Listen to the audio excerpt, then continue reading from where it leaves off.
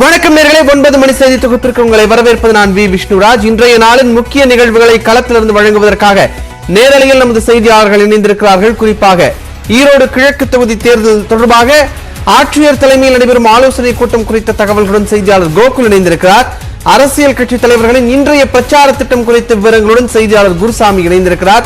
தென்காசி காதல் திருமண விவகாரத்தில் கிருத்திகா செங்கோட்டை நீதிமன்றத்தில் வாக்குமூலம் அளிக்க உள்ளது குறித்த விவரங்களுடன் நமது செய்தியாளர் செந்தில் இணைந்திருக்கிறார். திருச்சி லால்குடி பகுதியில் மணல் குவாரியில் அதிகாரிகள் ஆய்வு செய்து வருவது குறித்த தகவல்களுடன் செய்தியாளர் விஜயகோபால் இணைந்திருக்கின்றனர். இவர்களுடன் பேசுவதற்கு முன்பாக இந்த நேரத்திற்கான தலைப்புச் செய்திகளை பார்த்துவிடலாம்.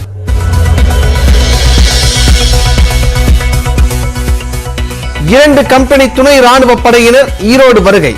இந்தோ திபெத்தியன் பாதுகாப்பு படை, ரயில்வே பாதுகாப்பு படை வீரர்களும் வருகை.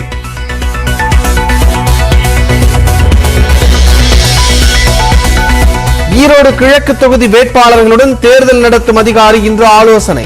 தேர்தல் நடத்தை விதிமுறைகள், பரப்புரைக்கான கட்டுப்பாடுகள் குறித்து அறிவுரை வழங்குகிறார்.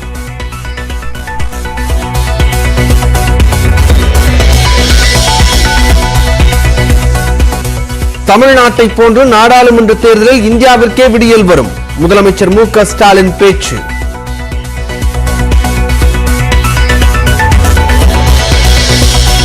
அதிமுக பாஜக கூட்டணி நாடாளுமன்ற தேர்தலிலும் தொடரும் என்று எடப்பாடி பழனிசாமி அறிவிப்பு. ஈரோடு இடைத்தேர்தலில் அதிமுகவின் வெற்றி நாடாளுமன்ற தேர்தலிலும் எதிரொலிக்கும் என நம்பிக்கை.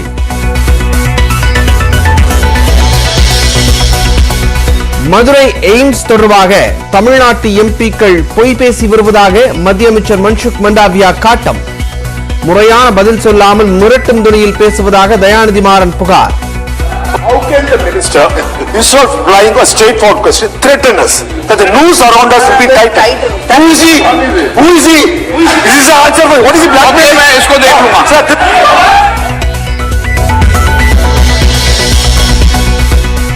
திருவாரூர் மாவட்டத்தில் காய்கறி விலை கடும் உயர்வு. கிலோ 10 ரூபாய்க்கு விற்கப்பட்ட தக்காளி 40 ரூபாயாக அதிகரித்ததால் மக்கள் அவதி.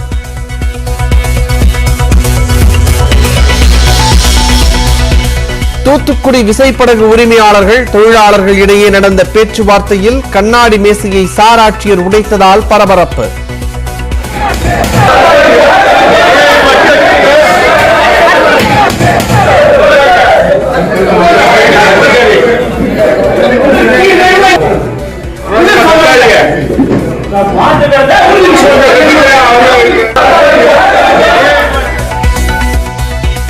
விசைப்படகு உரிமையாளர்கள் காவல்துறையினர் இடையே தள்ளுமுள்ளி ஏற்பட்டதால் பதற்றம்.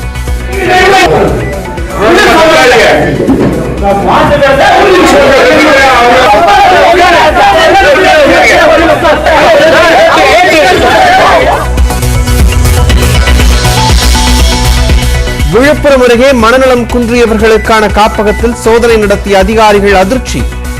கட்டளைக்கு கீழ்ப்படியாத ஆதரவற்றோர் மீது குரங்கை ஏவிவிட்டு தாக்கச் செய்தது அம்பலம்.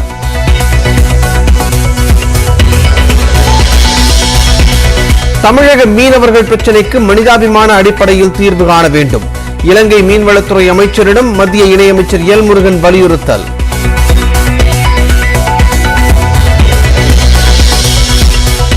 சென்னை நகைக்கடையில் 9 கிலோ தங்க நகைகள், 20 லட்சம் ரூபாய் மதிப்புள்ள வைர நகைகள் கொள்ளை.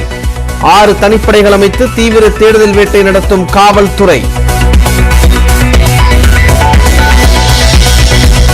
மேலும் 2 வந்தே பாரத் ரயில்களை கொடியசைத்து தொடங்கி வைத்தார் பிரதமர் மோடி. நாட்டின் வளர்ச்சியையும் வேகத்தையும் வந்தே பாரத் ரயில்கள் எடுத்துக் கூறுவதாக பெருமிதம்.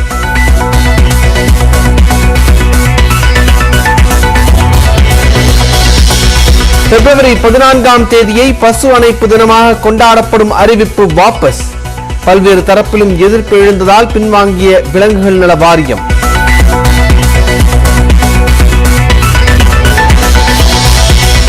இந்தியாவில் முதன்முறையாக லித்தியம் விநியோகம் கண்டுபிடிப்பு. லித்தியம் பேட்டரி இந்தியாவிலேயே தயாரிக்கப்பட வாய்ப்பு.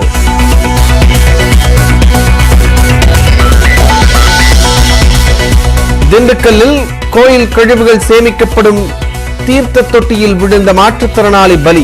தவறி விழுந்த மகனை காப்பாற்ற முயன்ற போது உயிரிழந்த பரிதாபம்.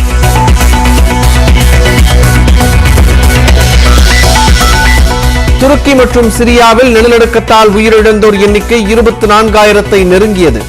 வீடுகள் இழந்து தவிக்கும் மக்கள் தஞ்சமடைய போதிய இடம் கிடைக்காமல் அவதி.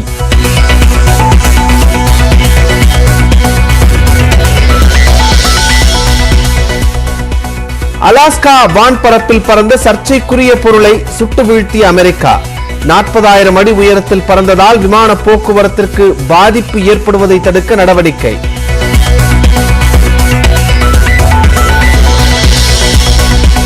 ரஷ்யா உக்ரைன் போரை முடிவிற்கு கொண்டு வர பிரதமர் மோடி எடுக்கும் முயற்சிக்கு உறுதுணையாக நிற்போம்.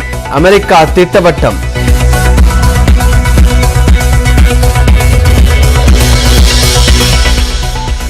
தொடரும் மின்சார தட்டுப்பாட்டால் தென்னாப்பிரிக்காவில் அவசர நிலை பிரகடனம். மின்துறைக்கும் அமைச்சரை நியமித்து பிரச்சனைக்கு தீர்வு காண அதிபர் திட்டம்.